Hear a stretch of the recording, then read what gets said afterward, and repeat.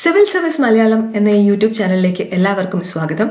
ഇന്ന് നമ്മൾ ഡിസ്കസ് ചെയ്യാൻ പോകുന്നത് ഇന്ത്യൻ പൊളിറ്റി ലക്ഷ്മികാന്ത് എന്ന ബുക്കിന്റെ ജുഡീഷ്യറി എന്ന ഭാഗത്തിലെ ഹൈക്കോടതി എന്ന ടോപ്പിക്കാണ്. ജുഡീഷ്യറിയുടെ ഒരു ഹയറാർക്കി എന്ന് പറഞ്ഞു കഴിഞ്ഞാൽ അതിന്റെ ഏറ്റവും മുകളിലായിട്ടുള്ളതാണ് സുപ്രീം കോർട്ട്. അതിന് താഴെ വരുന്നത് ഹൈക്കോർട്ട്, അതിന് കീഴെ സബോർഡിനേറ്റ് കോർട്ട്സ്. ഇന്ത്യയിലെ ഹൈക്കോടതികളുടെ ഒരു ചരിത്രം പരിശോധിക്കുകയാണെങ്കിൽ ഇന്ത്യയിൽ ആദ്യമായിട്ട് ഹൈക്കോടതി സ്ഥാപിച്ചത് ബ്രിട്ടീഷുകാരാണ്. അത് 1862 ബോംബെയിലാണ് സ്ഥാപിച്ചത്. അതിനുശേഷം അവർ കൽക്കട്ടയിലും മദ്രാസിലും എല്ലാം ഹൈക്കോർട്ട്സ് സ്ഥാപിച്ചു. പിന്നീട് അതിന്റെ എണ്ണം ഇന്ത്യയിലെ പല ഭാഗങ്ങളിലായി കൂടി വന്നു. നമ്മുടെ കോൺസ്റ്റിറ്റ്യൂഷനിലെ 6ാമത്തെ ഭാഗത്തിലെ ആർട്ടിക്കിൾ 214 തൊട്ട് ആർട്ടിക്കിൾ 231 വരെയാണ് ഹൈക്കോടതികളെ പറ്റിയായിട്ട് ഉള്ളത്. നമ്മുടെ കോൺസ്റ്റിറ്റ്യൂഷൻ പ്രകാരം ഓരോ സ്റ്റേറ്റിനും ഓരോ ഹൈക്കോടതി വെച്ച് കൊടുക്കാനുള്ള ഒരു പ്രൊവിഷൻ ഉണ്ട്. പക്ഷേ 7th അമെൻമെന്റ് ആക്ട് 1956 വന്നതോടുകൂടി ഇന്ത്യയിലുള്ള 2 അതിലധികമോ സ്റ്റേറ്റ്സിനോ യൂണിയൻ ടെറിട്ടറീസിനോ ചേർന്ന് ഒരു കോമൺ ഹൈക്കോർട്ട് വേണമെങ്കിൽ സ്ഥാപിക്കാം എന്ന് ഒരു ധാരണയിലെത്തി. 2019 ഇപ്പോൾ ഉള്ള കണക്കനുസരിച്ച് 25 ഹൈക്കോടതികളാണ് ഇന്ത്യയിൽ ഉള്ളത്. ഹൈക്കോടതികളുടെ ഒരു കോമ്പോസിഷൻ നോക്കുകയാണെങ്കിൽ ഏറ്റവും തലപ്പത്തിരിക്കുന്നത് ചീഫ് ജസ്റ്റിസ് ആണ്. ചീഫ് ജസ്റ്റിസിന്റെ താഴെ ജഡ്ജിമാരുണ്ട്. അതുകൂടാതെ ഒരു ഹൈക്കോർട്ടിൽ എത്ര ജഡ്ജിമാരുണ്ടാവണം എന്നുള്ള അതിന്റെ ഒരു സ്ട്രെങ്ത്തിനെ കുറിച്ച് കോൺസ്റ്റിറ്റ്യൂഷനിൽ ഒന്നും പറഞ്ഞിട്ടില്ല. അത് തീരുമാനിക്കുന്നത് പ്രസിഡന്റാണ്. അത് പ്രസിഡന്റ് തീരുമാനിക്കുന്നത് ആ കോടതിയുടെ വർക്ക് ലോഡും അവിടെ എന്തുമാത്രം കേസുകളുണ്ട്, അവിടെ എന്തുമാത്രം തിരക്കുണ്ട് എന്നീ ഘടകങ്ങളെല്ലാം പരിശോധിച്ചിട്ടാണ് പ്രസിഡന്റ് എത്ര പേര് അവിടെ ജഡ്ജിമാരായിട്ട് നിയമിക്കണം എന്ന് തീരുമാനിക്കുന്നത്. അപ്പോയിന്റ്മെന്റ്. ഒരു ഹൈക്കോടതിയിലെ ജഡ്ജിമാരെയോ ചീഫ് ജസ്റ്റിസിനെയോ എല്ലാം അപ്പോയിന്റ് ചെയ്യുന്നത് അവിടുത്തെ ആ രാജ്യത്തെ പ്രസിഡന്റാണ്. നമ്മുടെ ചീഫ് ജസ്റ്റിസിനെ അപ്പോയിന്റ് ചെയ്യാനാണെങ്കിൽ പ്രസിഡന്റ് ഒറ്റയ്ക്കല്ല, അദ്ദേഹം ഗവർണറോടും ചീഫ് ജസ്റ്റിസ് ഓഫ് ഇന്ത്യയുമായിട്ടും കൺസൾട്ട് ചെയ്യും. ഇതും അവർ ഒറ്റയ്ക്കല്ല, അതിനെക്കുറിച്ചും കൂടുതലായിട്ട് നമുക്ക് വിശദമായിട്ട് നോക്കാം. മറ്റ് ജഡ്ജിമാരെ അപ്പോയിന്റ് ചെയ്യാനാണെങ്കിലും പ്രസിഡന്റും chief justice of India, governor, അതുകൂടാതെ chief justice of the concerned high court, ഏത് ഹൈക്കോർട്ടിലേക്കാണോ ജഡ്ജി അപ്പോയിന്റ് ചെയ്യുന്നത് അവിടുത്തെ ചീഫ് ജസ്റ്റിസ്, ഇത്രയും പേരുമായിട്ട് പ്രസിഡന്റ് കൺസൾട്ട് ചെയ്യണം. ഇപ്പൊ നമ്മൾ ഈ ചീഫ് ജസ്റ്റിസുമായിട്ട് കൺസൾട്ട് ചെയ്യുന്നു എന്ന് പറഞ്ഞല്ലോ, ചീഫ് ജസ്റ്റിസ് ഓഫ് ഇന്ത്യ ആയിട്ട്. അതും ചീഫ് ജസ്റ്റിസ് ഓഫ് ഇന്ത്യയുടെ ഒപ്പീനിയൻ നോക്കുമെങ്കിലും അത് അദ്ദേഹത്തിന്റെ വ്യക്തിപരമായിട്ടുള്ള ഒപ്പീനിയൻ ആയിരിക്കില്ല, അതൊരു കൊളീജിയത്തിന്റെ ഒപ്പീനിയൻ ആയിരിക്കും. ഈ ചീഫ് ജസ്റ്റിസ് ഓഫ് ഇന്ത്യ ഒരു സുപ്രീം കോർട്ടിന്റെ 2 സീനിയർ മോസ്റ്റ് ജഡ്ജിമാരുമായിട്ടും ഒരു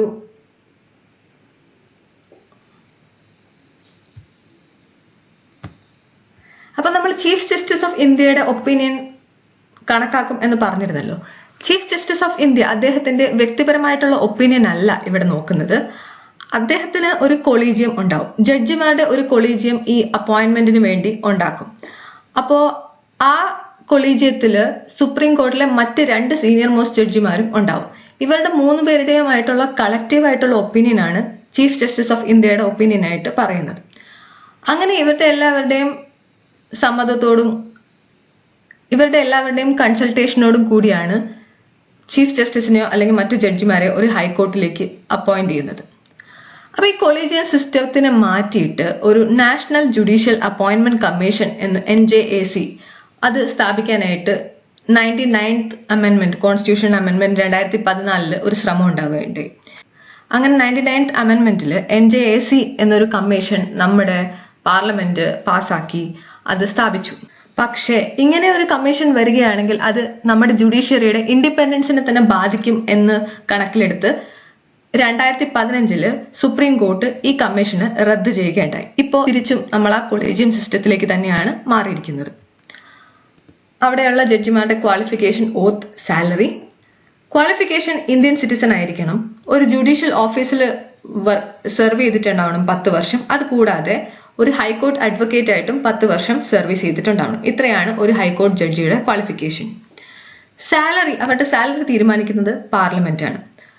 അത് അവരുടെ സർവീസ് കാലഘട്ടത്തിൽ അവരുടെ ഡിസഡ്വാൻറ്റേജിലേക്ക് അത് കുറയ്ക്കാനൊന്നും സാധിക്കുന്നതല്ല. സാലറി കൂടാതെ അക്കോമഡേഷൻ, മെഡിക്കൽ, ട്രാവൽ, ടെലിഫോൺ, ഇതിനുള്ള അലവൻസ് എല്ലാം കൊടുക്കുന്നുണ്ട്. ഇതൊന്നും തന്നെ ഇതുപോലെ അവരുടെ സർവീസ് കാലയളവിൽ വെച്ച് അത് കുറയ്ക്കാൻ സാധിക്കുന്നതല്ല. ഇത് കുറയ്ക്കുന്നത് ഒരു ഫൈനാൻഷ്യൽ എമർജൻസി വരുന്ന സാഹചര്യത്തിൽ മാത്രമാണ്. അതായത് ഒരു അടിയന്തരാവസ്ഥ വരുമ്പോൾ മാത്രമേ ഇതിലെന്തെങ്കിലും കുറവ് കൊണ്ടുവരാൻ സാധിക്കുകയുള്ളൂ. പിന്നെ ഇവരുടെ പെൻഷൻ എന്ന് പറഞ്ഞു കഴിഞ്ഞാൽ അത് അവരുടെ ലാസ്റ്റ് ഡ്രോൺ സാലറിയുടെ 50% ആണ് പെൻഷനായിട്ട് കൊടുക്കുക. അടുത്തത് അവരുടെ ഓത്ത്. ഒരു ജഡ്ജിക്ക് ഓത്ത് ചൊല്ലിക്കൊടുക്കുന്നത് അതത് സ്റ്റേറ്റിലെ ഗവർണറാണ്. അവരുടെ ടെന്യൂറാണ്. നമ്മുടെ കോൺസ്റ്റിറ്റ്യൂഷനിലൊന്നും ഒരു ഫിക്സഡ് ടെന്യൂറിനെ പറ്റി പറയുന്നില്ല ജഡ്ജിമാർക്ക്, ഹൈക്കോടതിയിലെ ജഡ്ജിമാർക്ക്. അതായത് ഇത്ര വർഷം സെർവ് ചെയ്യണം എന്നൊന്നും പറയുന്നില്ല. പക്ഷെ 62 വയസ്സ് വരെ അവർക്ക് സെർവ് ചെയ്യാം എന്ന് പറഞ്ഞിട്ടുണ്ട്. അതൊരു ഏജ് ലിമിറ്റ് അവിടെ കൊടുത്തിട്ടുണ്ട്. ഇത് കൂടാതെ 62 വയസ്സിന് മുമ്പ് വേണമെങ്കിൽ ജഡ്ജിക്ക് റിസൈൻ ചെയ്തു പോകാം. ആ റെസിഗ്നേഷൻ കൊടുക്കേണ്ടത് പ്രസിഡന്റിനാണ്. അതല്ലെങ്കിൽ അദ്ദേഹത്തിന് റിമൂവ് ചെയ്യാം. ആർക്ക്? പ്രസിഡന്റിന്. പാർലമെന്റിന്റെ റെക്കമെൻഡേഷനോട് കൂടി പ്രസിഡന്റിന് വേണമെങ്കിൽ ഈ പറയുന്ന ജഡ്ജിയെ റിമൂവ് ചെയ്യാം. ഇത് കൂടാതെ മറ്റു രീതിയിലും ഒരു ഹൈക്കോടതിയിൽ വേക്കൻസി വരാം. അത് ഒന്നുകിൽ ആ ജഡ്ജിയെ ട്രാൻസ്ഫർ ചെയ്യുമ്പോഴോ അല്ലെങ്കിൽ ഈ ജഡ്ജിക്ക് സുപ്രീം കോടതി ജഡ്ജായിട്ട് പോസ്റ്റിംഗ് കിട്ടുമ്പോഴോ ആണ് ഇങ്ങനെ വേക്കൻസി വരിക. അപ്പൊ ഇതിനെക്കുറിച്ച് നമുക്ക് കൂടുതൽ ഡീറ്റെയിൽ ആയിട്ട് നോക്കാം. ഒരു ജഡ്ജിയെ എങ്ങനെയാണ് റിമൂവ് ചെയ്യുന്നത്? ഒരു ജഡ്ജിയെ, ഒരു ഹൈക്കോടതി ജഡ്ജിയെ റിമൂവ് ചെയ്യുന്ന പ്രോസസ്സും സുപ്രീം കോടതി ജഡ്ജിയെ റിമൂവ് ചെയ്യുന്ന പ്രോസസ്സും രണ്ടും സെയിം ആണ്. അതിനുവേണ്ടി ആദ്യമേ വേണ്ടത് ഒരു റിമൂവൽ മോഷനാണ്. ഈ റിമൂവൽ മോഷൻ എന്ന് പറഞ്ഞു കഴിഞ്ഞാൽ അത് ലോക്സഭയിലെ 100 മെമ്പേഴ്സ് സൈൻ ചെയ്ത് ഉണ്ടാക്കണം, അല്ലെങ്കിൽ രാജ്യസഭയിലെ 50 മെമ്പേഴ്സ് സൈൻ ചെയ്ത് ഉണ്ടാക്കണം. ഇങ്ങനെ ഉണ്ടാക്കിയ ഒരു റിമൂവൽ മോഷൻ അത് സ്പീക്കർക്ക്, ലോക്സഭയിലാണെങ്കിൽ സ്പീക്കർക്ക്, രാജ്യസഭയിലാണെങ്കിൽ ചെയർമാന് ഹാൻഡ് ഓവർ ചെയ്യണം. സ്പീക്കർക്കോ ചെയർമാനോ ഇത് ആക്സെപ്റ്റ് ചെയ്യാം, അല്ലെങ്കിൽ റെഫ്യൂസ് ചെയ്യാം അവിടെ വെച്ച്. ഇത് അവർ ആക്സെപ്റ്റ് ചെയ്യുകയാണെങ്കിൽ അടുത്തതായി ഒരു 3 മെമ്പർ കമ്മിറ്റിയാണ് സ്ഥാപിക്കപ്പെടുക. ഈ 3 മെമ്പർ കമ്മിറ്റി ഈ പറയുന്ന പരാതി, ഈ റിമൂവൽ മോഷനെ കുറിച്ച് കൂടുതൽ അന്വേഷിക്കും. ഈ 3 മെമ്പർ കമ്മിറ്റിയിൽ ഉണ്ടാവുന്ന ആൾക്കാരെന്ന് പറഞ്ഞു കഴിഞ്ഞാൽ ചീഫ് ജസ്റ്റിസ് ഓഫ് ഇന്ത്യ അല്ലെങ്കിൽ സുപ്രീം കോർട്ടിലെ ഒരു മുതിർന്ന judge, chief justice of the high court, ആ പറയുന്ന ഹൈക്കോർട്ടിലെ ചീഫ് ജസ്റ്റിസ്, അതുകൂടാതെ ഒരു ഡിസ്റ്റിംഗ്വിഷ്ഡ് ജൂറിസ്റ്റ്. ഡിസ്റ്റിംഗ്വിഷ്ഡ് ജൂറിസ്റ്റ് എന്ന് പറഞ്ഞു കഴിഞ്ഞാൽ നിയമത്തിലും കോൺസ്റ്റിറ്റ്യൂഷനിലുമെല്ലാം നല്ല അറിവുള്ള ഒരു വ്യക്തി, പക്ഷെ അദ്ദേഹം ലോ പ്രാക്ടീസ് ചെയ്യുന്നില്ല. അതായത് ഒരു ജഡ്ജിയായിട്ടോ ഒരു അഡ്വക്കേറ്റ് ആയിട്ടോ പ്രാക്ടീസ് ചെയ്യുന്നില്ല. സാധാരണഗതിയിൽ ഇതൊരു കോളേജ് പ്രൊഫസർ ആവാനാണ് സാധ്യത. ഇവര് ഈ പറയുന്ന റിമൂവൽ മോഷനെ കുറിച്ച് അന്വേഷിക്കും. അവരന്വേഷിച്ചിട്ട് ഈ പറയുന്ന ജഡ്ജി അദ്ദേഹം ഏതെങ്കിലും തരത്തിൽ മിസ്ബിഹേവിയർ ചെയ്തിട്ടുണ്ടോ അദ്ദേഹത്തിന്റെ സർവീസിനിടയ്ക്ക്, അതല്ലെങ്കിൽ അദ്ദേഹത്തിന് ഇപ്പോൾ സെർവ് ചെയ്യാനായിട്ട് ഇൻകപ്പാസിറ്റി ഉണ്ടോ എന്ന് അന്വേഷിക്കും. ഈ പറയുന്ന മിസ്ബിഹേവിയറോ ഇൻകപ്പാസിറ്റിയോ പ്രൂവ് ചെയ്യപ്പെട്ടു കഴിഞ്ഞാൽ ഈ പറയുന്ന റിമൂവൽ മോഷൻ പാർലമെന്റിൽ ഹാജരാക്കും. പാർലമെന്റിൽ ഹാജരാക്കിയതിനു ശേഷം ഇതിനെപ്പറ്റി വോട്ടെടുക്കും. ഈ വോട്ടെടുപ്പില് സ്പെഷ്യൽ മെജോറിറ്റി വെച്ച്, അതായത് ലോക്സഭയിലും രാജ്യസഭയിലും സ്പെഷ്യൽ മെജോറിറ്റിയിൽ ഈ പറയുന്ന റിമൂവൽ മോഷൻ പാസ്സായാൽ മാത്രം പ്രസിഡന്റിന് ഈ പറയുന്ന ജഡ്ജിയെ റിമൂവ് ചെയ്യാം. അപ്പൊ നോക്ക്, ഇത്രയും കോംപ്ലിക്കേറ്റഡ് ആയിട്ടുള്ള ഒരു പ്രൊസീജിയറാണ്. ഒരുപാട് സ്റ്റെപ്പും ഉണ്ട്. ഇതിന്റെ ഏതെങ്കിലും ഒരു സമയത്ത് വെച്ച് ഈ പറയുന്ന റിമൂവൽ മോഷൻ ക്യാൻസൽ ആയി പോവാം, റിജക്റ്റ് ആയി പോവാം. അപ്പൊ ഇത്രയും കോംപ്ലിക്കേറ്റഡ് ആയിട്ടുള്ള ഒരു പ്രൊസീജിയർ ആയതുകൊണ്ട് തന്നെ ഇന്ത്യയിൽ ഇന്നേ വരെ ഒരു ജഡ്ജിയും റിമൂവ് ചെയ്തിട്ടില്ല. അടുത്തതായി നമുക്ക് നോക്കേണ്ടത് ട്രാൻസ്ഫറിനെ പറ്റിയാണ്.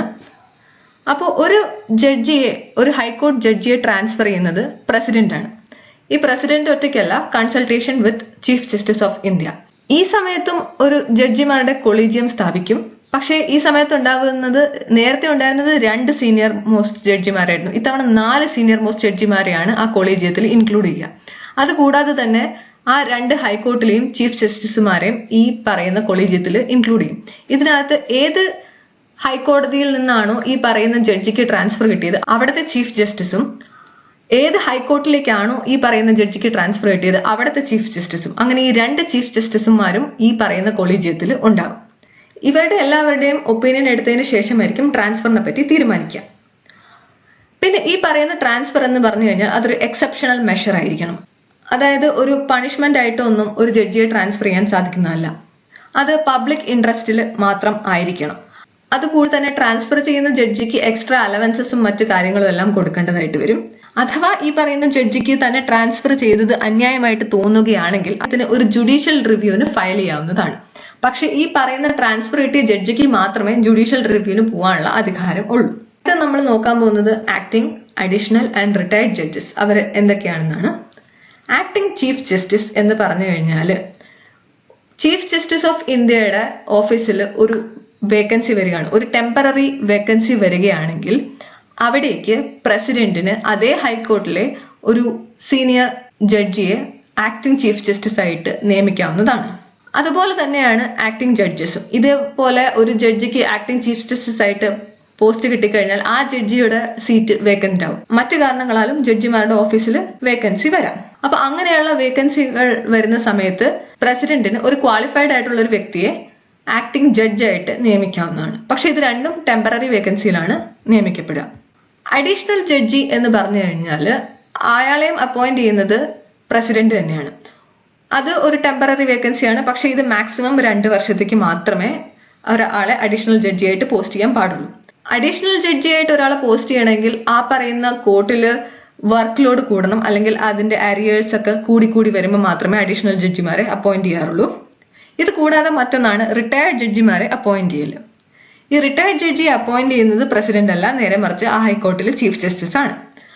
ഇതിനു മുമ്പ് പക്ഷേ ഈ പറയുന്ന ചീഫ് ജസ്റ്റിസ് പ്രസിഡന്റിന്റെയും അതുപോലെ തന്നെ ഈ പറയുന്ന റിട്ടയർ ആയിട്ട് പോയ ജഡ്ജി ആരെയാണോ അപ്പോയിന്റ് ചെയ്യാൻ പോകുന്നത് അയാളുടെയും കൺസെന്റ് നേരത്തെ എടുത്തിരിക്കണം. ഇതും ഈ പറയുന്ന പോലെ ടെമ്പററി വേക്കൻസിയിലാണ് അപ്പോയിന്റ് ചെയ്യുക. അടുത്തത് ഇൻഡിപെൻഡൻസ് ഓഫ് ദ ഹൈക്കോർട്ട്. ഒരു ജുഡീഷ്യറിക്ക് നന്നായി പെർഫോം ചെയ്യാൻ സാധിക്കണമെങ്കിൽ, അതിന്റെ ഫങ്ഷൻസ് എല്ലാം നന്നായി ചെയ്യാൻ സാധിക്കണമെങ്കിൽ അത് എക്സിക്യൂട്ടീവിൽ നിന്നും ഇൻഡിപെൻഡന്റ് ആയിരിക്കണം എന്നുള്ളത് വളരെ അത്യാവശ്യമായിട്ടുള്ള ഒരു കാര്യമാണ്. അങ്ങനെ ഹൈക്കോർട്ട്സിനെ ഇൻഡിപെൻഡന്റ് ആക്കാൻ വേണ്ടി പല മെത്തേഡ്സ് നമ്മൾ സ്വീകരിച്ചിട്ടുണ്ട്. അതാണ് നമ്മളിപ്പോൾ ഡിസ്കസ് ചെയ്യാൻ പോകുന്നത്. ആദ്യത്തേത് മോഡ് ഓഫ് അപ്പോയിന്റ്മെന്റ്. ഓരോ ഹൈക്കോർട്ടിലെയും ജഡ്ജിമാരെ അപ്പോയിന്റ് ചെയ്യുന്നത് എങ്ങനെയാണ് നമ്മളിപ്പോൾ കണ്ടു. പ്രസിഡന്റും ഗവർണറും ചീഫ് ജസ്റ്റിസും ജഡ്ജിമാരുടെ ഒരു കൊളീജിയും എല്ലാവരും ചേർന്നിട്ടാണ് ഇവരെ അപ്പോയിന്റ് ചെയ്യുന്നത്. അപ്പോൾ അതിനകത്ത് എക്സിക്യൂട്ടീവിന് ഇൻഫ്ലുവൻസ് ചെയ്യാൻ പറ്റുന്നത് വളരെ ചുരുക്കമാണ്. അത് ഹൈക്കോർട്ട്സിനെ ഇൻഡിപെൻഡന്റ് ആയിട്ട് ഫംഗ്ഷൻ ചെയ്യാനായിട്ട് സഹായിക്കും. ഇത് കൂടാതെ മറ്റൊന്നാണ് സെക്യൂരിറ്റി ഓഫ് ടെന്യൂർ. നമ്മൾ നേരത്തെ പറഞ്ഞ പോലെ 62 വയസ്സ് വരെയാണ് ഒരു ജഡ്ജിയുടെ സർവീസ് കാലാവധി. അതിന് കൂട്ടാനോ കുറയ്ക്കാനോ ഒന്നും സാധിക്കുന്നതല്ല. അടുത്തത് ഫിക്സഡ് സർവീസ് കണ്ടീഷൻ. അതും നമ്മൾ നേരത്തെ പറഞ്ഞതുപോലെ ഈ സർവീസ് കണ്ടീഷൻസിനെല്ലാം സർവീസ് കണ്ടീഷൻസ് ഒന്നും തന്നെ അവരുടെ ഡിസഡ്വാൻറ്റേജിലേക്ക് കുറയ്ക്കാൻ സാധിക്കുന്നതല്ല. അവരുടെ ആ സർവീസ് കാലാവധിയിൽ അത് പാർലമെന്റ് ഫിക്സ് ചെയ്തതാണ്, അത് കുറയ്ക്കാൻ സാധിക്കുന്നതല്ല. മറ്റൊന്ന് എക്സ്പെൻസസ് ഓൺ കൺസോളിഡേറ്റഡ് ഫണ്ട്. ഈ പറയുന്ന ജഡ്ജിമാരുടെ സാലറി, അവർക്ക് കൊടുക്കുന്ന അലവൻസസ്, അത് അവർക്ക് കൊടുക്കുന്ന പെൻഷൻ, ഇതെല്ലാം ചാർജ് ചെയ്യുന്നത് സ്റ്റേറ്റിന്റെയോ അല്ലെങ്കിൽ നേഷന്റെയോ കൺസോളിഡേറ്റഡ് ഫണ്ടിൽ നിന്നാണ്. സാലറി, അലവൻസസ് ഇതെല്ലാം കൊടുക്കുന്നത് കൺസോളിഡേറ്റഡ് ഫണ്ട് ഓഫ് ദ സ്റ്റേറ്റിൽ നിന്നും, പെൻഷൻ കൊടുക്കുന്നത് കൺസോളിഡേറ്റഡ് ഫണ്ട് ഓഫ് ഇന്ത്യയിൽ നിന്നുമാണ്. അപ്പോൾ കൺസോളിഡേറ്റഡ് ഫണ്ടിൽ നിന്ന് എടുക്കുന്ന പൈസ ആയതുകൊണ്ട് തന്നെ അത് പാർലമെന്റിൽ വോട്ടിട്ട് ചേഞ്ച് ചെയ്യാൻ സാധിക്കില്ല. അതുകൂടാതെ conduct not to be discussed in the parliament. ഒരു ജഡ്ജി അദ്ദേഹം ചെയ്തത് ശരിയാണോ തെറ്റാണോ, അദ്ദേഹത്തിന്റെ ജോലി കൃത്യമായിട്ട് നിർവഹിക്കുന്നുണ്ടോ, ഇതിനെക്കുറിച്ചുള്ള ക്രിറ്റിസിസം ഒന്നും തന്നെ പാർലമെന്റിൽ ഡിസ്കസ് ചെയ്യാൻ പാടില്ല. ഇതെല്ലാം ഡിസ്കസ് ചെയ്യാൻ ഉള്ള ഒരേ ഒരു അവസരം എന്ന് പറഞ്ഞു കഴിഞ്ഞാൽ അത് ആ ജഡ്ജിയെ ഇംപീച്ച് ചെയ്യുന്ന സമയത്ത് മാത്രമാണ്. അടുത്തത് നോ പ്രാക്ടീസ് ആഫ്റ്റർ റിട്ടയർമെന്റ്. ഒരു ഹൈക്കോർട്ട് ജഡ്ജി റിട്ടയർ ആയതിനു ശേഷം അദ്ദേഹത്തിന് അതേ ഹൈക്കോർട്ടിലോ അല്ലെങ്കിൽ അതിന് താഴെയുള്ള സബോർഡിനേറ്റ് കോർട്സിലോ പ്രാക്ടീസ് ചെയ്യാനുള്ള അനുവാദം ഇല്ല. അടുത്തത് പണിഷ്മെന്റ് ഓൺ കണ്ടംപ്റ്റ്. കോടതിയെ അപമാനിച്ച് സംസാരിക്കുക, കോടതിയെ അപകീർത്തിപ്പെടുത്തുക, കോടതിയെ ബഹുമാനിക്കാത്ത രീതിയിൽ പ്രവൃത്തികൾ ചെയ്യുക, ഇങ്ങനെയുള്ളതിനെല്ലാം കണ്ടംപ്റ്റ് ഓഫ് കോർട്ടായിട്ട് പരിഗണിച്ച് കോർട്ടിന് ഡയറക്റ്റായി ആളെ പണിഷ് ചെയ്യാനുള്ള അധികാരം ഉണ്ട്. അടുത്തത് ഫ്രീഡം ടു അപ്പോയിന്റ് സ്റ്റാഫ്. ഓരോ ഹൈക്കോർട്ടിലെയും സ്റ്റാഫിനെ അപ്പോയിന്റ് ചെയ്യുന്നത് അതത് ഹൈക്കോർട്ട് തന്നെയാണ്. അതിൽ എക്സിക്യൂട്ടീവിന് യാതൊരു റോളും ഇല്ല. അടുത്തത് ജൂറിസ്ട്രിക്ഷൻ കനോട്ട് ബി കർട്ടെയിൽഡ്. ഒരു ഹൈക്കോർട്ടിന്റെ ജൂറിസ്ട്രിക്ഷൻ അത് കോൺസ്റ്റിറ്റ്യൂഷനിൽ പറഞ്ഞിരിക്കുന്നത് പോലെയാണ്. അത് എക്സിക്യൂട്ടീവിന് അതിനെ വെട്ടിച്ചുരുക്കാനൊന്നും സാധിക്കുന്നതല്ല. സെപ്പറേഷൻ ഫ്രം ദി എക്സിക്യൂട്ടീവ് എന്ന് വെച്ച് കഴിഞ്ഞാൽ എക്സിക്യൂട്ടീവിന് ജുഡീഷ്യൽ പവേഴ്സ് കൊടുത്തിട്ടില്ല. ജുഡീഷ്യൽ പവേഴ്സ് ഉള്ളത് ജുഡീഷ്യറിക്ക് മാത്രമാണ്. അടുത്ത നമ്മൾ നോക്കാൻ പോകുന്നത് jurisdiction and powers of the ഹൈക്കോർട്ടിനെ കുറിച്ചാണ്. അത് പലതരത്തിലുണ്ട് jurisdictions and powers. Original jurisdiction, writ jurisdiction, appellate jurisdiction, supervisory jurisdiction, control over subordinate courts, court of record and judicial review. ഇതാണ് അതിന്റെ ജൂറിസ്ഡിക്ഷൻ ആൻഡ് പവേഴ്സ് ആയിട്ട് വരുന്നത്. അപ്പൊ നമുക്കിത് ഓരോന്നിനെ കുറിച്ച് ഡീറ്റെയിൽ ആയിട്ട് പഠിക്കാം.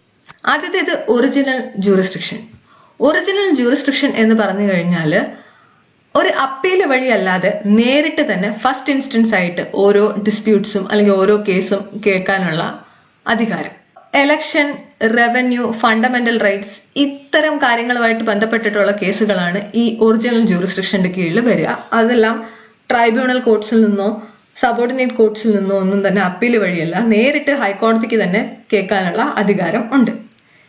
ഇത് കൂടാതെ തന്നെ കോൺസ്റ്റിറ്റ്യൂഷനെ ഇന്റർപ്രറ്റ് ചെയ്യുക എന്ന് പറഞ്ഞു കഴിഞ്ഞാൽ അത് ഹൈക്കോർട്ടിനും സുപ്രീം കോർട്ടിനും മാത്രമുള്ള ഒരു പവറാണ്. സബോർഡിനേറ്റ് കോർട്സിന് അത് ചെയ്യാനുള്ള അധികാരം ഇല്ല.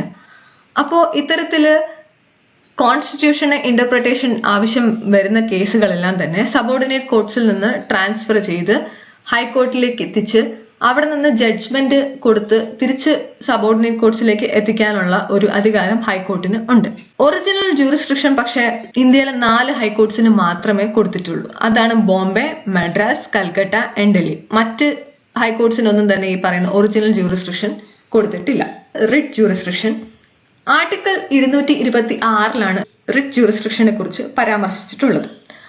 അപ്പോൾ ഈ എന്തൊക്കെയാണ് റിട്സ് എന്നുള്ളത് നമ്മൾ ഫണ്ടമെന്റൽ റൈറ്റ്സിൽ കൂടുതൽ ഡീറ്റെയിൽ ആയിട്ട് പഠിക്കുന്നതാണ്. ഇപ്പൊ നമ്മൾ ജസ്റ്റ് ഇതിനെക്കുറിച്ച് നോക്കിയാൽ മാത്രം മതി. ഒരു ഹൈക്കോടതിയുടെ റിട്ട് ജൂറിസ്ഡിക്ഷൻ എന്ന് പറഞ്ഞു കഴിഞ്ഞാൽ ഹേബിയസ് കോർപ്പസ്, മണ്ടാമസ്, സെർട്യൂററി, പ്രൊഹിബിഷൻ, കോ വാറന്റോ എന്നിവയാണ്. ഈ പറയുന്ന റിട്സ് ഹൈക്കോടതിക്ക് ഫണ്ടമെന്റൽ റൈറ്റ്സിന്റെ വയലേഷന്റെ സമയത്തും അത് കൂടാതെ തന്നെ ഓർഡിനറി ലീഗൽ റൈറ്റ്സിന്റെ വയലേഷന്റെ സമയത്തും ഇഷ്യൂ ചെയ്യാവുന്നതാണ്. ഈ പറയുന്ന റിട്സ് ഇപ്പോ അതിന് ആസ്പദമായ സംഭവം നടക്കുന്നത് ആ പറയുന്ന ഹൈക്കോർട്ടിന്റെ ജൂറിസ്ഡിക്ഷന് വെളിയിലാണെങ്കിൽ പോലും, അതായത് അതിന്റെ ടെറിട്ടറിയൽ ജൂറിസ്ഡിക്ഷന് വെളിയിലാണെങ്കിൽ പോലും ഈ പറയുന്ന ഹൈക്കോർട്ടിന് ഒരു റിട്ട് ജൂറിസ്ഡിക്ഷൻ ഇഷ്യൂ ചെയ്യാനുള്ള അധികാരമുണ്ട്. ഒരു ഹൈക്കോടതിയുടെ റിട്ട് ജൂറിസ്ഡിക്ഷൻ എന്ന് പറഞ്ഞു കഴിഞ്ഞാൽ അത് സുപ്രീം കോർട്ടിന്റെ റിട്ട് ജൂറിസ്ഡിക്ഷനേക്കാളും വലുതാണ്, അത് വൈഡറാണ്. കാരണം എന്താന്ന് വെച്ച് കഴിഞ്ഞാൽ സുപ്രീം കോർട്ടിന് ഫണ്ടമെന്റൽ റൈറ്റ്സുമായിട്ട് ബന്ധപ്പെട്ട റിട്സ് മാത്രമേ ഇഷ്യൂ ചെയ്യാൻ സാധിക്കുകയുള്ളൂ. റിട്സ് എന്ന് പറഞ്ഞു കഴിഞ്ഞാൽ ഫോർമൽ റിട്ടേൺ ഓർഡർ എന്നാണ് ഇതിന്റെ മീനിങ്. അതുപോലെ തന്നെ റിട്സ് എന്ന് പറഞ്ഞു കഴിഞ്ഞാൽ കോൺസ്റ്റിറ്റ്യൂഷന്റെ ബേസിക് സ്ട്രക്ചറിന്റെ ഒരു ഭാഗമാണ്. കോൺസ്റ്റിറ്റ്യൂഷന്റെ ബേസിക് സ്ട്രക്ചറിന്റെ ഭാഗമായതുകൊണ്ട് തന്നെ അതിനെ അമെൻഡ്മെന്റ് വഴി എടുത്തു കളയാൻ സാധിക്കുന്നതല്ല. Appellate jurisdiction. അപ്പലേറ്റ് ജൂറിസ്ഡിക്ഷൻ എന്ന് പറഞ്ഞു കഴിഞ്ഞാൽ സബോർഡിനേറ്റ് കോർട്സിൽ നിന്നും അപ്പീല് വഴി വരുന്ന കേസുകൾ കേൾക്കാനുള്ള അധികാരം. അത് സിവിൽ മാറ്റേഴ്സിലും ആവാം, ക്രിമിനൽ മാറ്റേഴ്സിലും ആവാം. അപ്പൊ സിവിൽ മാറ്റേഴ്സിൽ ഉള്ളതാണ് first appeal, second appeal, intra court appeal, പിന്നെ appeals from tribunals. First appeal എന്ന് പറഞ്ഞു കഴിഞ്ഞാല് അപ്പൊ ഇതിലാണെങ്കിൽ ക്വസ്റ്റ്യൻ ഓഫ് ഫാക്ടും ക്വസ്റ്റ്യൻ ഓഫ് ലോയും ഫസ്റ്റ് അപ്പീലിൽ പരിഗണിക്കുന്നതാണ്. ക്വസ്റ്റ്യൻ ഓഫ് ഫാക്ട് എന്ന് പറഞ്ഞു കഴിഞ്ഞാൽ തെളിവും അതിനനുബന്ധമായിട്ടുള്ള കാര്യങ്ങളിൽ വരുന്ന പ്രശ്നമാണെങ്കിൽ അത് ക്വസ്റ്റ്യൻ ഓഫ് ഫാക്ട് ആയിട്ട് വരും. അതല്ല നിയമപരമായിട്ടുള്ള എന്തെങ്കിലും കാരണങ്ങളിലാണ് ഈ അപ്പീൽ വരുന്നതെങ്കിൽ അത് ക്വസ്റ്റ്യൻ ഓഫ് ലോ ആയിട്ടാണ് പരിഗണിക്കുക. സെക്കൻഡ് അപ്പീൽ എന്ന് പറഞ്ഞു കഴിഞ്ഞാൽ സബോർഡിനേറ്റ് കോർട്ടിൽ നിന്ന് ഒരു കേസിൽ ഒരു വിധി വന്നു, അതിന്റെ അപ്പീല് സബോർഡിനേറ്റ് കോർട്ടിലേക്ക് തന്നെ പോയി. ആദ്യത്തെ അപ്പീല് സബോർഡിനേറ്റ് കോർട്ടിൽ തന്നെ, അതിൽ നിന്നും വിധി വന്നു, അതിൽ നിന്നും തൃപ്തിയാവാണ്ടിരുന്ന ഒരു കക്ഷി ഹൈക്കോർട്ടിലേക്ക് അപ്പീലിന് പോകുന്നു. അതിനെയാണ് സെക്കൻഡ് അപ്പീൽ എന്ന് പറയുന്നത്. അപ്പോൾ ഒരു സെക്കൻഡ് അപ്പീൽ ആണെങ്കിൽ അത് ക്വസ്റ്റ്യൻ ഓഫ് ലോ മാത്രമേ സാധിക്കുകയുള്ളൂ. ഇത് കൂടാതെ കൽക്കട്ട, ബോംബെ, മദ്രാസ് ഹൈക്കോർട്സിന് ഒരു പ്രത്യേകതയുണ്ട്. അവർക്കൊരു ഇൻട്രാ കോർട്ട് അപ്പീൽ എന്ന് പറയുന്ന ഒരു സംഗതി കൂടി ഉണ്ട്. അതെന്താണെന്ന് വെച്ച് കഴിഞ്ഞാൽ ഒരു സിംഗിൾ ബെഞ്ച് പുറപ്പെടുവിച്ച ഉത്തരവ് അല്ലെങ്കിൽ ഒരു ജഡ്ജ്മെന്റ്, അതിന്റെ അപ്പീല് ഒരു ഡിവിഷൻ ബെഞ്ച്, അതായത് 2 ജഡ്ജിമാരുള്ള ഒരു ബെഞ്ചിലേക്ക് കൊടുക്കുന്നതിനെയാണ് ഇൻട്രാ കോർട്ട് അപ്പീൽ എന്ന് പറയുന്നത്. അത് കൽക്കട്ട, ബോംബെ, മദ്രാസ് ഹൈക്കോർട്സിൽ മാത്രമേ ഉള്ളൂ. ഇത് കൂടാതെ അപ്പീൽസ് ഫ്രം ട്രൈബ്യൂണൽ. ട്രൈബ്യൂണൽ എന്ന് പറഞ്ഞു കഴിഞ്ഞാൽ അവർക്ക് ഒരു ജുഡീഷ്യൽ പവർ ഒക്കെ ഉണ്ട്. തീരുമാനങ്ങളും ഓർഡറും ഒക്കെ കൊടുക്കാനുള്ള അധികാരം ട്രൈബ്യൂണൽസിലുണ്ട്. ട്രൈബ്യൂണൽസിൽ നിന്ന് വരുന്ന അപ്പീൽ ആദ്യം പോകേണ്ടത് ഹൈക്കോർട്ടിലാണ്. നേരിട്ട് സുപ്രീം കോർട്ടിലേക്ക് അപ്പീലിന് പോകാനുള്ള ഒരു പ്രൊവിഷൻ നമുക്ക് ഇല്ല. ക്രിമിനൽ മാറ്റേഴ്സ് ആണെങ്കിൽ ഡെത്ത് പെനാൽറ്റി, അതായത് വധശിക്ഷ അല്ലെങ്കിൽ 7 വർഷമോ അതിൽ കൂടുതലുള്ള ഇംപ്രിസൺമെന്റ്. ഇത്തരം കേസുകളിൽ ഹൈക്കോടതിയുടെ കൺഫർമേഷൻ ഈ പറയുന്ന ശിക്ഷകൾ നടപ്പിലാക്കുന്നതിന് മുമ്പ് എടുക്കണം എന്നുള്ളത് നിർബന്ധമാണ്. നേരിട്ട് ശിക്ഷ നടപ്പിലാക്കാൻ പാടുള്ളതല്ല. Supervisory jurisdiction. മിലിറ്ററി കോർട്സും അല്ലെങ്കിൽ മിലിറ്ററി ട്രൈബ്യൂണൽസും ഒഴികെയുള്ള ബാക്കിയുള്ള എല്ലാ സബോർഡിനേറ്റ് കോർട്സിനെയും സൂപ്പർവൈസ് ചെയ്യാനുള്ള ജൂറിസ്ഡിക്ഷൻ ഹൈക്കോടതികൾക്ക് ഉണ്ട്. അവർക്ക് ഈ പറയുന്ന സബോർഡിനേറ്റ് കോർട്സിലെ പ്രാക്ടീസസ് എല്ലാം റെഗുലേറ്റ് ചെയ്യാനായിട്ടുള്ള ജനറൽ റൂൾസ് എല്ലാം പരാമർശിച്ചു കൊടുക്കാം. അതുകൂടാതെ തന്നെ അവരുടെ ബുക്സും എൻട്രീസും അക്കൗണ്ട്സും എല്ലാം എങ്ങനെ സൂക്ഷിക്കണം എന്നുള്ളതിനുള്ള ഫോംസ് എല്ലാം ഇഷ്യൂ ചെയ്യാം. അതുകൂടാതെ settle fees for sheriff, clerk, officers and legal practitioners. പിന്നെ ഇത് കൂടാതെ ഇവരുടെ സൂപ്പർവൈസറി ജൂറിസ്ഡിക്ഷൻ എന്ന് പറഞ്ഞു കഴിഞ്ഞാൽ അത് വളരെ ബ്രോഡാണ്. അത് അവരുടെ അപ്പലേറ്റ് ജൂറിസ്ഡിക്ഷനേക്കാളും വലുതാണ് ഈ സൂപ്പർവൈസറി ജൂറിസ്ഡിക്ഷൻ. അത് അഡ്മിനിസ്ട്രേറ്റീവുമാണ്, ജുഡീഷ്യലുമാണ്. പിന്നെ ഇതൊരു റിവിഷണൽ ജൂറിസ്ഡിക്ഷൻ കൂടിയാണ്. അതൊരു സുവോ മോട്ടോ പവറാണ്. അതായത് ഹൈക്കോർട്ടിന് സ്വയമേ തീരുമാനമെടുത്ത് ചെയ്യാവുന്ന ഒരു കാര്യമാണ് സൂപ്പർവൈസറി ജൂറിസ്ഡിക്ഷൻ എന്ന് പറഞ്ഞു കഴിഞ്ഞാൽ. പക്ഷെ അതൊരു എക്സ്ട്രാ ഓർഡിനറി പവറാണ്. എക്സ്ട്രാ ഓർഡിനറി സർക്കംസ്റ്റൻസസിൽ മാത്രമേ ഈ സൂപ്പർവൈസറി ജൂറിസ്ഡിക്ഷൻ പവേഴ്സ് യൂസ് ചെയ്യാൻ പാടുള്ളൂ. അടുത്തത് കൺട്രോൾ ഓവർ സബോർഡിനേറ്റ് കോർട്സ്. എങ്ങനെയാണ് ഹൈക്കോർട്ടിന്റെ കൺട്രോൾ സബോർഡിനേറ്റ് കോർട്സിൽ ഉണ്ടാവുക എന്ന് വെച്ച് കഴിഞ്ഞാൽ, ഡിസ്ട്രിക്ട് ജഡ്ജിമാരെ അപ്പോയിന്റ് ചെയ്യാനോ അല്ലെങ്കിൽ പ്രൊമോട്ട് ചെയ്യാനോ അല്ലെങ്കിൽ അവരുടെ പോസ്റ്റിംഗുമായിട്ട് ബന്ധപ്പെട്ട കാര്യങ്ങളിൽ ഗവർണറാണ് അത് ചെയ്യുന്നതെങ്കിലും ഹൈക്കോടതിയെ കൺസൾട്ട് ചെയ്യേണ്ടത് നിർബന്ധമാണ്. ഇത് കൂടാതെ കോൺസ്റ്റിറ്റ്യൂഷനെ ഇന്റർപ്രറ്റ് ചെയ്യേണ്ട കേസുകൾ അതത് സബോർഡിനേറ്റ് കോർട്സിൽ നിന്ന് വിഡ്രോ ചെയ്ത് ജഡ്ജ്മെന്റും കൊടുത്ത് തിരിച്ച് അതേ സബോർഡിനേറ്റ് കോർട്സിലേക്ക് എത്തിക്കുക എന്നുള്ള പവർ ഹൈക്കോർട്ടിന് ഉള്ളതാണ്.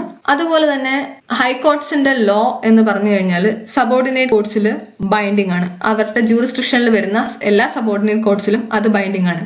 എങ്ങനെയാണ് സുപ്രീം കോർട്സിന്റെ ലോ ഹൈക്കോർട്ടിലും അതിന്റെ താഴെയുള്ള കോർട്സിലും എല്ലാം ബൈൻഡിങ് ആവുന്നത്, അതുപോലെ തന്നെ ഹൈക്കോർട്ടിന്റെ ലോയും അതിന്റെ ജൂറിസ്ഡിക്ഷനിൽ വരുന്ന സബോർഡിനേറ്റ് കോർട്സിലെല്ലാം ബൈൻഡിങ് ആണ്. അവരത് നിർബന്ധമായിട്ടും പാലിച്ചിരിക്കണം. As a court of record, ഒരു ഹൈക്കോടതിയിൽ നടക്കുന്ന ജഡ്ജ്മെന്റ്, പ്രൊസീഡിംഗ്, ആക്ട്സ് ഇതെല്ലാം റെക്കോർഡ് ചെയ്തിരിക്കണം. ആ റെക്കോർഡ് ചെയ്തിരിക്കുന്നതിനെല്ലാത്തിനും ഒരു എവിഡൻറ്ററി വാല്യൂ ഉണ്ട്. അതിനെ എവിഡൻസ് ആയിട്ട് കണക്കാക്കാം. അതുകൂടാതെ തന്നെ അതിന്റെ വാലിഡിറ്റി സബോർഡിനേറ്റ് കോർട്സിൽ ഒന്നിലും തന്നെ ക്വസ്റ്റ്യൻ ചെയ്യാൻ പാടുള്ളതല്ല. അടുത്തത് punishment for contempt of court. കോടതിയെ അപമാനിച്ച് സംസാരിക്കുക, കോടതിയെ അപകീർത്തിപ്പെടുത്തുന്ന രീതിയിലുള്ള പ്രവർത്തികൾ ചെയ്യുക, ഇതിനെല്ലാം കണ്ടംപ്റ്റ് ഓഫ് കോർട്ടായിട്ട് പരിഗണിച്ച് ശിക്ഷ കൊടുക്കാവുന്നതാണ്. അതും രണ്ട് തരത്തിലുണ്ട്, സിവിൽ, അടുത്തത് ക്രിമിനൽ. സിവിൽ എന്ന് പറഞ്ഞു കഴിഞ്ഞാൽ കോടതി പുറപ്പെടുവിച്ച ഒരു ജഡ്ജ്മെന്റോ ഓർഡറോ റിട്ടോ അത് ഡിസൊബേ ചെയ്യുന്നതിന് സിവിൽ കണ്ടംപ്റ്റ് ഓഫ് കോർട്ടായിട്ട് പരിഗണിച്ച് പണിഷ്മെന്റ് കൊടുക്കാവുന്നതാണ്. ക്രിമിനൽ ആണെങ്കിൽ കോടതിയുടെ അതോറിറ്റിയെ താഴ്ത്തിക്കെട്ടുക, കോടതിയുടെ ജസ്റ്റിസ് ഡെലിവറി പ്രോസസ്സിനെ തടസ്സപ്പെടുത്തുന്ന രീതിയിൽ എന്തെങ്കിലും പ്രവൃത്തി ചെയ്തു കഴിഞ്ഞാലോ അതിനെ ക്രിമിനൽ കണ്ടംപ്റ്റ് ഓഫ് കോർട്ടായിട്ട് പരിഗണിച്ച് അവർക്ക് പണിഷ്മെന്റ് നൽകാൻ കോടതിക്ക് അധികാരം ഉണ്ട്. ഓരോ ഹൈക്കോർട്ടിനും അതിൻ്റെതായ ജഡ്ജ്മെന്റ്, ഇറ്റ്സ് ഓൺ ജഡ്ജ്മെന്റിനെ റിവ്യൂ ചെയ്യാനും കറക്റ്റ് ചെയ്യാനുമുള്ള പവർ ഉണ്ട്. ഇത് കോൺസ്റ്റിറ്റ്യൂഷനിൽ പ്രത്യേകം മെൻഷൻ ചെയ്തിട്ടില്ലെങ്കിലും അവർക്ക് അങ്ങനെ ഒരു പവർ കൊടുത്തിട്ടുണ്ട്. ജുഡീഷ്യൽ റിവ്യൂ ആർട്ടിക്കിൾ 13 ആർട്ടിക്കിൾ 226 ആണ് ജുഡീഷ്യൽ റിവ്യൂ ആയിട്ട് ബന്ധപ്പെട്ടിട്ടുള്ള ആർട്ടിക്കിൾസ്. ലെജിസ്ലേറ്റീവിന്റെ ഉത്തരവുകളോ അല്ലെങ്കിൽ എക്സിക്യൂട്ടീവ്സിന്റെ ഓർഡേഴ്സിനോ ഇതെല്ലാം കോൺസ്റ്റിറ്റ്യൂഷണലി വാലിഡ് ആണോ എന്ന് ചെക്ക് ചെയ്യലാണ് ഒരു ജുഡീഷ്യൽ റിവ്യൂവിന്റെ പർപ്പസ്. ഈ ഓർഡേഴ്സോ എനാക്ട്മെന്റ്സോ എന്തെങ്കിലും തന്നെ കോൺസ്റ്റിറ്റ്യൂഷനെ വയലേറ്റ് ചെയ്യുന്നതാണെങ്കിൽ അതിന് ഇല്ലീഗൽ, അൺകോൺസ്റ്റിറ്റ്യൂഷണൽ ആൻഡ് വോയിഡ് എന്ന് പറഞ്ഞ് അതിനെ റിജക്ട് ചെയ്ത് കളയാനുള്ള പവർ ഹൈക്കോർട്ടിന് ഉണ്ട്. 3 സാഹചര്യങ്ങളിലാണ് ഈ പറയുന്ന ജുഡീഷ്യൽ റിവ്യൂ സാധ്യമാവുക. ഒന്നാമത്തത് infringement of fundamental rights. Fundamental റൈറ്റ്സിൽ വയലേറ്റ് ചെയ്യുന്നുണ്ടോ, അല്ലെങ്കിൽ outside the competence of the authority, order അല്ലെങ്കിൽ എനാക്ട്മെന്റ് ഇഷ്യൂ ചെയ്ത അതോറിറ്റിക്ക് അത് ഇഷ്യൂ ചെയ്യാനുള്ള പവർ ഇല്ലാത്ത സാഹചര്യങ്ങളിൽ, അല്ലെങ്കിൽ repugnant to the constitutional provision, അതായത് കോൺസ്റ്റിറ്റ്യൂഷണൽ പ്രൊവിഷൻസിന് എതിരായിട്ടുള്ള കാര്യങ്ങളാണ് ഈ പറയുന്ന ഓർഡറിൽ ഉള്ളതെങ്കിൽ, ഈ 3 സാഹചര്യങ്ങളിലാണ് ജുഡീഷ്യൽ റിവ്യൂ സാധ്യമാവുക. അപ്പോൾ ഇന്നത്തെ ഈ വീഡിയോ എല്ലാവർക്കും ഇഷ്ടപ്പെട്ടു എന്ന് വിശ്വസിക്കുന്നു. പുതിയൊരു വീഡിയോയുമായിട്ട് നമുക്ക് വീണ്ടും കാണാം. അതുവരേക്കും ഗുഡ് ബൈ.